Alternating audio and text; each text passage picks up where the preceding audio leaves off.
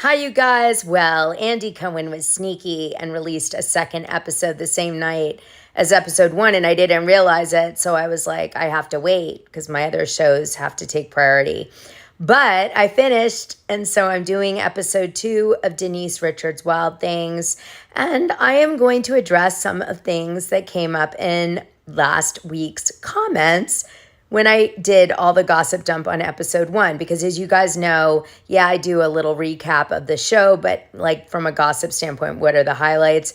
But I also do gossip surrounding like leaps of what happens on the show. So like if someone's brought up, let's get into them, you know? So this wasn't brought up, but a bunch of people last week were like, Dana, you need to mention the Heather Locklear situation with Denise Richards because she's no saint. And I was like, oh, okay. So you guys may not be aware of this, but Lisa Rinna in her last season with Denise Richards, I'm talking about Real Housewives of Beverly Hills season 10, was trying to imply that Denise Richards was a bad friend to Heather Locklear because it turns out Heather Locklear and Denise Richards were like besties. In fact, Denise Richards met Charlie Sheen on Spin City, which Heather Locklear was on. And there like was a clique of models, and Heather Locklear was kind of in that clique. And so was Denise back in the day. Anyway, they were friends. And so, she meets Charlie through, Spin City, and Heather's on that show. And then when her and Charlie start to have problems about 4 years in, some people believe that Denise Richards stole her bestie, Heather's man. How people described it a few years ago. Shortly after Heather and Richie's breakup, the Bon Jovi guitarist began dating Denise, who was going through her own divorce at the time with ex-husband Charlie Sheen. Denise and Charlie are parents to daughters Sami, 16, and Lola, 15 at the time that people covered this. She's also mom to 9-year-old Eloise, whom she's raising with her husband Aaron Vipers. The two couples had been friendly because Charlie and Heather co-starred in the sitcom Spin City. I already said that. Anyway, while both navigating public splits together, Denise has said that she and Richie, 61, bonded while both facing the dual hardships of public splits in Hollywood and caring for a parent battling cancer. My mother has cancer and Richie's father has cancer. Denise told People in 2007, it's hard. Thank God Richie and I have each other, not only to go through divorce, but to go through both our parents being ill. So Denise Richards was like, look, I really hate that everyone thinks I was a bad friend to Heather Locklear, because even though we were super close for a few years, we weren't close for like our whole lives. And yes, I'm guilty of dating an ex-best friend, let's say I'm guilty of dating an ex-good friend's ex-husband, but I'm not guilty of breaking up the marriage. But a lot of people don't believe that. They think that Denise Richards and Heather Locklear's man were kind of flirting towards the end of the relationship, and Denise did. Here you go. Though there was speculation that Denise had broken up Heather and Richie's marriage, she denied coming between them. Speaking out for the first time about her past relationship with Richie, Denise told Entertainment Tonight in June of 2006, the thing with Heather's, that's been hard. So like Heather was pissed at Denise Richards. And I don't know if you guys know this, but Heather Locklear got really into drugs and became a hot mess after having a very successful career. So I don't know, something about the end of this marriage really messed with her psyche. So Denise told Entertainment Tonight this, you can't help who you fall for, and that friendship unfortunately was done and wasn't salvageable. So I mean, if she was really done with her husband, then she wouldn't have mind Denise moving on with him, let's face it, right? And I think it's funny that the current season of Denise Richards' show is about girl code between her daughters. So Lisa Rinna tries to call it out on Housewives that Denise Richards is a terrible friend, and she's friends with Heather Locklear, so she kind of was attacking Denise from that perspective. And she wished she never brought Denise on the show, by the way. I know she said that publicly, but she really did feel that way. But what I was going to say is that it's funny that tonight's episode 2, the sisters are still fighting about girl code. And I just wonder what Sami would think about the fact that Denise Richards lost her good friend, Heather Locklear, because she dated her husband right the freaking hell after, or during her divorce. And they used to double date together. And Heather introduced Denise to her Charlie. So it's just like, wow. I have a feeling Sami wouldn't approve of that girl code. If she's pissed at Lola for staying friends with her ex-boyfriend after Lola knew him first, right? So I wonder if Denise has had a conversation with her daughter about that. But that's not even the end of it, you guys. So the math isn't mathing with what Denise Richards put out there, right? That she didn't come in between the marriage. She said that something else broke her relationship up with Heather Locklear, which made her feel like she could date, Richie Sambora. But I was like, what could that be? The only thing I could think of was drugs. But the thing is, then I saw this. So after Brandi Glanville said, Denise Richards and her hooked up and she cheated on her husband, whatever, and then Denise denied it and quit Beverly Hills. Well, Brandi said this happened. This is Brandi Glanville. Heather just reached out to me, meaning Heather Locklear. I told you they were all in this similar model group, so she's known her for years, and said thank you with a bunch of hearts and prayer emojis, Brandi claimed. It's just made me feel like I was probably bringing this side of Denise out for everyone to see. And I wrote back, of course, the truth always comes out. And she wrote a bunch more hearts. And then I said, hey, you should be on Watch What Happens Live with me. And she said, listen to this. Heather Locklear said, I've already had a cease and desist from Denise, so I'm not going to do it. So you guys know I was on Real Housewives of Beverly Hills season 1, but a lot of people don't recognize me, even though they say my name, like with the card underneath, because I was brunette and I was pregnant. But I put on Taylor Armstrong's Over the Top tea party. I'm the event coordinator. She brings me in, I talk on the show, I do the party, and then we see her like with all of her over the top stuff. Well, that was my event I did for Taylor in season 1. I also went to all the parties with her because she had nobody to shoot with, right? So this was before I became a cast member, before I casted at all. So anyway, I'm going to all these different things. And then, so I guess there were murmurs in season 1 that Camille Grammer had a sex tape with Kelsey Grammer where she's like the mama and he's like the baby and they're talking to each other. And Camille denied that that tape ever existed. But then people were telling me that Kelsey Grammer used to do porn before he got into like more traditional acting gigs. And then I found out that Camille Grammer, who knew, did like soft porn or something, or naked nudie movies or something before she like legitimized herself. And I'm like wondering, is that how she met Kelsey Grammer? Oh my God, like a whole chapter I don't know about with Camille. Here I am just not knowing any of this. Anyway, I don't know if I want to know this, but then I'm sent this, look. Regarding Kelsey Grammer, hi Dana, I'm sure this info is out there about Kelsey. He used to produce low-budget weird porn movies way back in the day. My friend edited them. That's how she started her business. So I guess a big thank you to Mr. Grammer's in order, LOL. He's creepy for sure, and that's being generous. So then I found this and sent this to the person who sent me. This is Camille talking in an article from like back in season 1 of Real Housewives of Beverly Hills. She said, that's a horrible rumor too, Camille says, about this sex tape. When I found out the girls were sending out emails, I was like, what kind of people are these? And why would I do a show that these girls would do that? So I guess Kyle and some of the other women were like emailing each other about Camille's background and sex tapes. And so Camille's addressing it.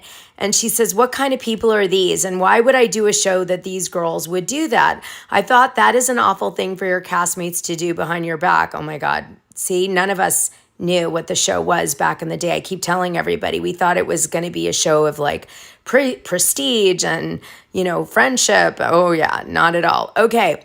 A few years ago, I did a movie called The Naked Detective. This is Camille, that I'm not proud of. I was young. Actresses fall into these traps when they are young and naive. It is something I don't want to talk about, especially because of my children. So I guess she had a moment where she did this kind of thing for a second. But oh my goodness. Oh my goodness. I believe the whole season 1, I didn't know the girls were talking about Camille's sex tape. I never watched season 1 until later. And then season 2, I went into without knowing what the show was. I should have watched season 1, then I would have been maybe better at it. But I just thought it's a reality show about rich chicks and like how weird they are and like maybe an occasional fight that really happens. I had no idea the plotting and the really dirty confessionals. But now, you know what? I don't feel bad that Camille attacked me several times on her confessional videos in season 2, and I kind of feel like this is payback. I like Camille too, by the way, you guys. Like, socially, Camille's great. Don't give her a drink, though. All right, so we're going to get to a little Tori Spelling gossip, but let me tell you what happened in the episode. Otherwise, I'll never get off the gossip. So back in the day, Denise Richards had a show, Denise Richards, It's Complicated, and Al, her nephew, appeared on the show, but he was like 13 years old. And one of the things they cover on the show is that Denise Richards wants to do Playboy. Well, she does do Playboy and does it topless. And unfortunately, her nephew, Al, who we see in Denise Richards' Wild Things, got his hands on the Playboy and had it in his bedroom. We don't know why. And Denise felt like, wow, it's really awkward. And so she has a conversation on the reality show with him about it. And it's really difficult to watch. Anyway, we see this sort of come up when she talks about Al on the new reality show. It turns out, I guess, he gets into drugs. She ends up taking care of him a lot, although I don't know what happened with the sister. I'm going to look at that in a minute. But she said that Al gets really bad on drugs, which is why he's all probably tatted up so much, and that he was living mostly with Denise Richards. And at some point, I guess he needs money, so he steals all of her Louis Vuitton bags, and then he pretends that he's like a sales agent for Louis Vuitton, and he's selling them on the secondary market. And Denise Richards has obviously filed a police report. She finds out, and then she retraces all of his steps and finds her bags at pawn shops and has to rebuy them all back at like a discount, obviously, and then get whatever she can get from him. And it's awful. So they talk about that on the show. And Al is going to be like a mediator for the two sisters. Now, he's sober now, so I guess the idea is he's stabilized, right? He's not this guy doing drugs and stealing anymore. Maybe it all started with this Playboy, though. Just saying. So then we jump to Denise Richards talking with Tori Spelling over lunch, and they bring up a guy that they both dated, Patrick Muldoon, and it comes out that Patrick Muldoon, although was dating Denise Richards and Tori Spelling at the same time somehow, he finally had a, like, I guess some sort of crisis and said to Denise Richards, listen, I have to stop seeing you because I'm getting serious, I guess, with Tori Spelling, and Denise Richards obliges. But given the gossip that I told you earlier about Heather Locklear, So who was Patrick Muldoon? I mean, he was kind of just a good-looking guy around Hollywood. He did Saved by the Bell a little bit. He was like a soap opera star. That's pretty much him. Okay, so there it is.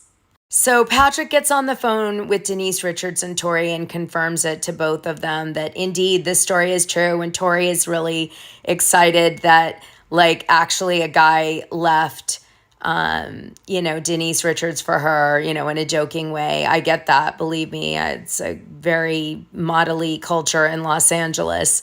The patrons know a story about me related to that I told with my best friend, because my best friend was like a stunning model, which was very challenging. And I had a similar situation where a famous person went for me over her, and we did a show about it, and I was such a good feeling. So I really related to this scene with Tori. We also find out that Tori likes anal occasionally. I guess she's had sex since McDermott, and she's loving being single. And she's got a podcast, which Denise Richards goes on in this episode. We go to Sami's apartment. We see her scantily clad, taking photos, I guess for OnlyFans, and then going clubbing. And we see the stark contrast between her life and Lola. And Lola's life is religious, and she's got friends doing taco night, and they're like super conservative, and it's just a completely different vibe than Sami's. Sami's apartment is actually nicer than all three of Denise Richards' townhomes. And that's it. So we see this difference. I'm really glad that in episode 1's Gossip Dump, I covered the religious thing with Lola. I didn't know, I hadn't watched episode 2 yet, but good on that I did that because it really prepped you for the next episode. Okay, so then what happens is Denise Richards says that she does go topless on her OnlyFans and dresses really skimpy and sexual, but it's no different than what she did in Playboy, and that's how she's using her marker. So like if she was willing to do it for Playboy, she's willing to do it for OnlyFans. And for her, it's acting and not like her doing it. So then we see the girls trying to reconvene and make up over their girl code dispute. They go to Neptune's net, which, by the way, did not burn down in the Malibu fires in 2025. They survived 2018 and 2025. It's, a very famous spot. And they go there and they meet with Al and his girlfriend, and they act as mediation between the girls. They're like, look, you love each other. You got to figure out a way to get through this somehow. They do get through it, and they make up, and they say, I love you. But they're like, I don't know if I'm going to trust you for a while. Here's Michelle Richards, Denise Richards' younger sister. She was in LA for a while. She did bit parts on Curb Your Enthusiasm and others. She tried to make it as a film actress similar to Denise Richards, and she was on soaps a little bit. And I don't think it worked out that great. She ended up moving to Montana and building a life there. Here's a picture of her with her sister in Montana with the kids all together a few years back. And it looks like that guy is her sister's husband or boyfriend or something. There's Aaron Pfeiffer's there. You can see him. She says that her mom would be really happy that they were cutting a Christmas tree down together and all spending time together at Christmas. Here's a picture where she's wishing her sister and this guy, Mac, her husband, a happy move to Montana. But that isn't Al. Al isn't in this, so I wonder if Michelle had Al from a different marriage or boyfriend or something. I wonder. If you guys know, let me know. Otherwise, maybe I'll have to watch her other show. So if you're liking these, please do hit the like button and share them so we can get more of a following for Denise Richards' gossip and, her related parties for her show. Because in order for me to do these, I need to get a certain amount of views or I have to stop. And last week we did okay. For a new show. So let's keep the momentum, shall we? And then also Atlanta is come out last night, and I'm kind of torn. There's a part of me that really wants to cover Atlanta, but I can't do both. So let me know in the comments. I read them.